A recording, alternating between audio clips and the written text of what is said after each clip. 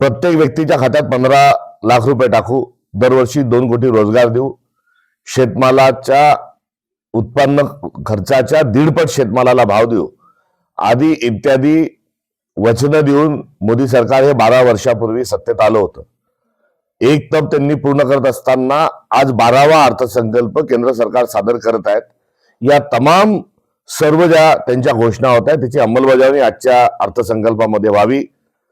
2024च्या पूर्वी प्रत्येक माणसाला घर देणार होते, त्याच्या संदर्भामध्ये देखील त्यांनी आज अर्थसंकल्पामध्ये उल्लेख करावा.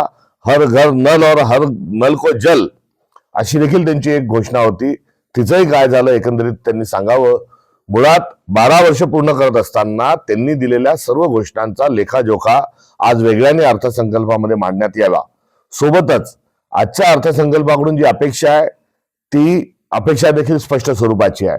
या देशामध्ये गरीब आणि श्रीमंतातली जी दरी आहे ही दिवसेंदिवस वाढत चाललेली आहे आणि विशेष करून या 12 वर्षामध्ये श्रीमंत माणूस हा अधिक श्रीमंत होत चाललेला आहे आणि मध्यमवर्गीय आणि गरीब माणूस हा अधिक गरीब होत चालल्याचं एकंदरीत सर्व जे सर्वेक्षण आहेत आणि सर्व राष्ट्रीय आणि आंतरराष्ट्रीय जे अहवाल आहेत त्यामधून हे ध्वनित होत आहे.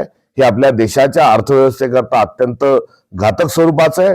दस्तरखुद पंतप्रधान नरेंद्र मोदी यांनी देखील आपली अर्थव्यवस्था के स्वरूपामध्ये वाढत आहे याबद्दल त्यांनी खंत दुःख व्यक्त न करता श्रीमंत होणं हे पाप आहे का असा प्रतिप्रश्न विचारला होता आणि श्रीमंत लोक होत चालले त्याचं समर्थन केलं होतं. या अर्थसंकल्पाच्या पार्श्वभूमीवर माझा त्यांना एक प्रतिप्रश्न आहे की गरीब होणं हे पाप आहे का? कारण गरीब माणूस हा अधिक गरीब होत चाललाय. याचं पाप हे केंद्र सरकारचं आहे आणि या पापापासून मुक्ती मिळवण्याच्या अनुषंगानं त्यांनी दारिद्र्याच्या निर्मूलनाचे आणि मध्यमवर्गीयांना अधिक आश्वस्त करणारा असा अर्थसंकल्प असावा ही या अर्थसंकल्पाच्या अनुषंगानं अपेक्षा आहे. देश 4 जण चालवतात अशी टीका होती, तुम्ही सहमत आहे? निश्चित 2 जण देश चालवतात आहे आणि 2 लोकांना त्याचा फायदा मिळतोय. थोडक्यात 2 लोक देश विकतात आहे आणि 2 लोक देश खरीदतात आहेत. यामध्ये सगळे एअरपोर्ट ही खरीदल्या गेलेली आहेत. बऱ्याचशा माध्यमांचे जे काही चालक आहेत ते देखील तशा स्वरूपामध्ये त्यांचे व्यवहार ही झालेले आहेत.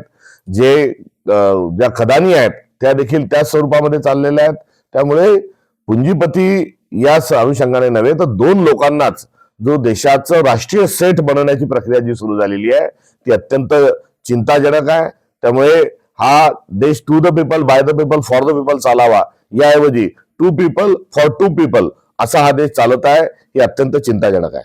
वरच्या लेवलवर सध्या जे चिखल झालेला आहे राजकारणाचा काय सांगाल? हे याचं दुःख आहे. ह्या संपूर्ण राजकारणाचा आणि देशाचा चिखल करून कमळ फुलवण्याचा जे नियोजन भारतीय जनता पक्षाचं आहे हे देशाच्या सभ्यतेला, संस्कृतीला, अर्थशास्त्राला आणि एकंदरीत आपली जी उज्ज्वल परंपरा आहे या सर्वांसाठी अत्यंत घातक आहे. राष्ट्रवादीमध्ये ज्या घडामोडी सुरू आहेत त्याच्यावर राज ठाकरे यांनी आणि आज संजय राऊत यांनी पण कडक शब्दात टीका केलेली. जे सुरू आहे ते निश्चित स्वरूपात कुठेतरी महाराष्ट्राच्या राजकारणाला न शोभणार आहे, महाराष्ट्र धर्माला न शोभणार आहे आणि सत्तेसाठी वाटेल ते हा जो आरोप सातत्याने विरोधक सत्ताधाऱ्यांवर करतात अगदी त्याचाच कित्ता या निमित्तानं गिरवला जात असल्याचं दुःख माझ्यासारख्या कार्यकर्त्याच्या मनात आहे. अजित पवार यांच्या अजून अस्थि शांतने झाले तरी घाईघाईने शपथविधी केले गेले, तुम्ही सहमत आहे का? वास्तविक पाहता या सरकारजवळ 500 बहुमत आहे. नुसतं साधं बहुमतच नव्हे तर राक्षसी बहुमत आहे आणि 288 पैकी 240 आमदार असताना कुठल्याही प्रकारची ही इमर्जन्सी नसताना अशा प्रकारचा शपथविधी हा संपन्न करणे हे अनाकलनीय आहे. राज ठाकरेंनी स्टेटमेंट केले किंवा राष्ट्रवादीचा अध्यक्ष पाटील असावा, पटेल नसावा. कोणत्याही पक्षाचा अध्यक्ष लीडर असावा, डीलर नसावा. सुनेत्र पवारांच्या शपथविधीला पवार कुटुंब अनुपस्थित होतं. एकंदरीत या संदर्भामध्ये पवार कुटुंबियांच्या प्रती सर्वांचीच आपली महाराष्ट्रात पक्षाच्या पलीकडे जाऊन सहानुभूती आहे आणि या पार्श्वभूमीवर लोकनेते शरद पवार साहेब यांनी जे विधान केलंय ते विधान पुरेसं आहे. मालेगावमध्ये काँग्रेस आणि भाजप एमआयएमच्या विरोधामध्ये म्हणजे एकत्र येत आहे असे संकेत आहे का? अजिबात कुठल्याच परिस्थितीमध्ये काँग्रेस ही इतर कोणाच्याही सोबत ही जाऊ शकत नाही. एक ऑप्शन मेंबर मिळावा म्हणून तिथे काही कारस्थानं जे सुरू आहेत त्याचा आम्ही निषेध करतो. 2 भारतीय जनता पक्षाची जी नगरसेवक तिथे केवळ निवडून आलेली आहेत यांनी काँग्रेसमध्ये विलीन करण्याच्या अनुषंगाने प्रस्ताव आला होता. तो प्रस्ताव हा चर्चाधीन आहे. इतपर जी एकंदरीत माध्यमांमध्ये जी माहिती मिळते त्या अनुषंगानं त्या ठिकाणी निरीक्षकांना पाठवलेलं आहे आणि आमच्या निवडून आलेल्या 3 नगरसेवकांना कारणे दाखवा नोटीस देखील आम्ही दिलेली आहे. काल जो शपथविधी घाईघाईमध्ये पार पडला, अजित पवारांचा पक्ष सुरक्षित राहावा म्हणून पार पडला अशी माहिती मिळते. काय वाटतं तुम्हाला? एकंदरीत दोन्ही पक्ष एकत्र होण्याची जी चर्चा सुरू होती त्या चर्चेच्या पार्श्वभूमीवर काल झालेल्या घडामोडी ज्या आहेत या कुठेतरी पाणी जिरतंय मुरतंय अशा अनुषंगाच्या आहेत. आम्ही विरोधक आहोत, ते दुसऱ्या पक्षाचे आहेत, त्यांच्या पक्षात काय करावं हा संपूर्णतः त्यांचा अधिकार आहे. मात्र जे काही चाललंय हे संस्कृतीला, सभ्यतेला आणि राजधर्माला आणि राजकारणाला शोभणारं नाही. चंद्रपूरमध्ये भाजपा दावा करते त्याचा महापौर होईल. काँग्रेसमध्ये नेमकं चाललं काय? काँग्रेसचाच महापौर चंद्रपूरमध्ये बसलेला आपल्याला आढळून येईल. काँग्रेसमध्ये दोन्ही नेमचे जे नेते आहेत ते एकत्रित स्वरूपामध्ये त्या ठिकाणी सत्ता स्थापन करतील. 20 दिवसावर राज्याचा अर्थसंकल्प येऊन ठेपलाय.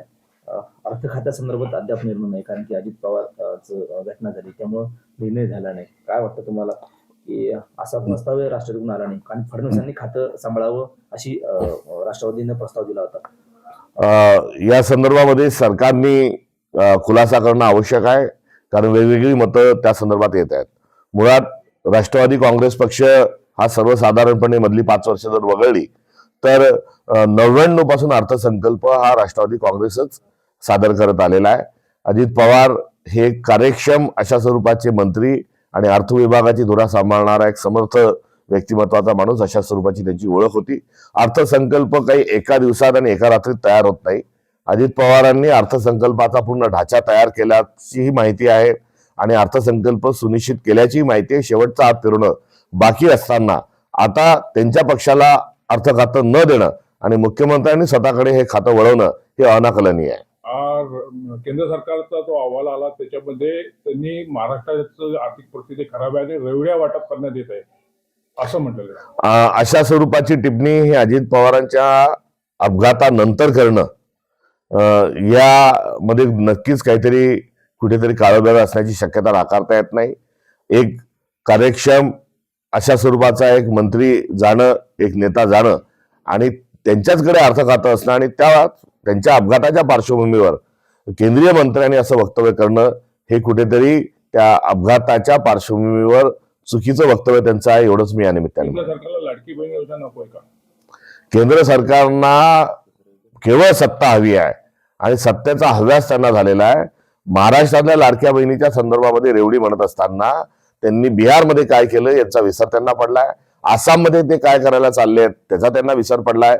एवढंच नव्हे तर रेवड्याच्या पुढे जाऊन रेवडीची उधळण नव्हे तर घरोघरी जाऊन पाकिट जे नगरपालिकेच्या निवडणुकीमध्ये पैसा थेट स्वरूपामध्ये मतदारांना दिला या संदर्भामध्ये पहिले केंद्र सरकारने आणि भाजपने लाज व्यक्त केली पाहिजे, त्यांना शरम वाटली पाहिजे आणि त्यांनी माफी मागितली. दादा, एक महत्वाचा प्रश्न आहे.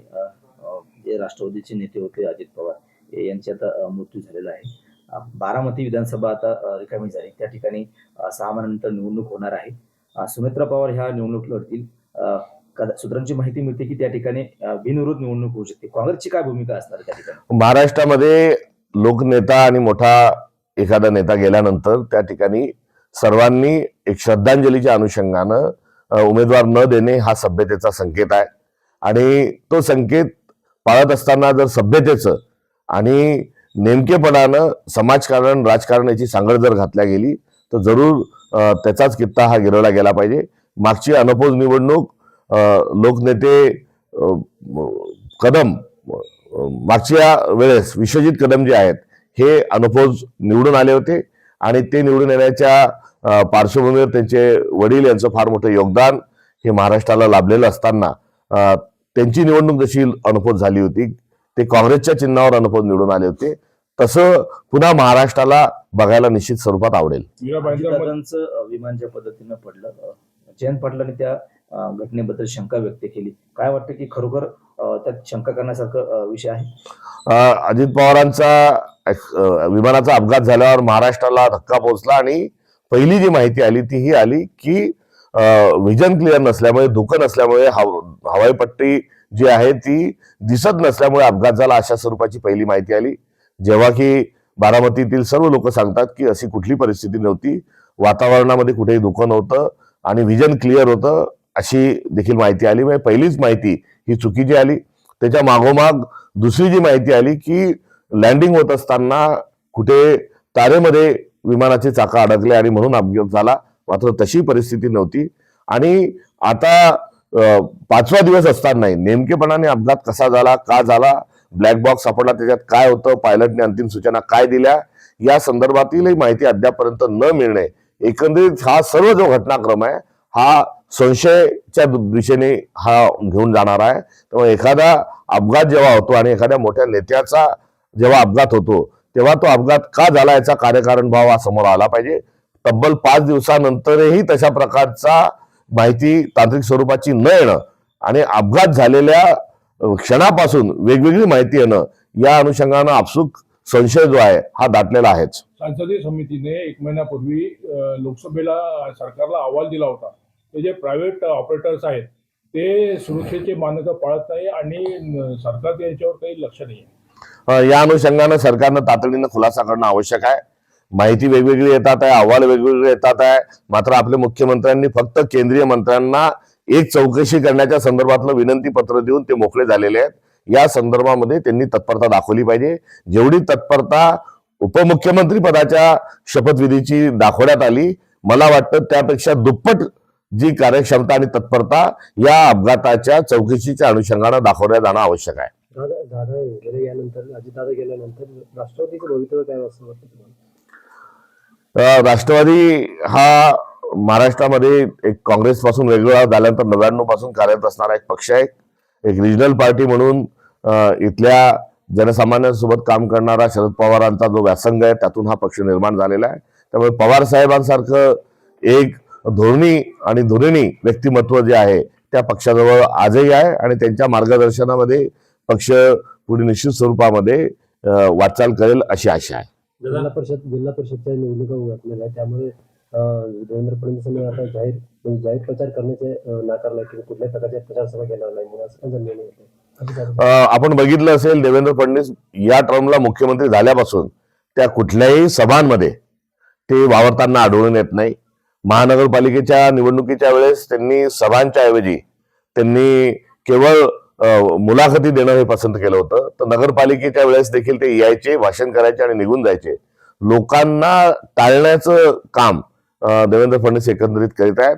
त्यांची लोकांमध्ये असणारी प्रतिमा ही संशयाची किंवा हा केसाने गळा कापणारा माणूस आहे, हे क्रूर आहेत आदी इत्यादी त्यांच्या संदर्भामध्ये अत्यंत निगेटिव्ह एक वातावरण असल्यामुळे ते लोकांच्या समोर जायला तसेही तयार नव्हते. या निमित्तानं ते झालेल्या अपघाताचा कुठेतरी आधार घेऊन ते लोकांमध्ये जाण्याचं टाळत आहेत.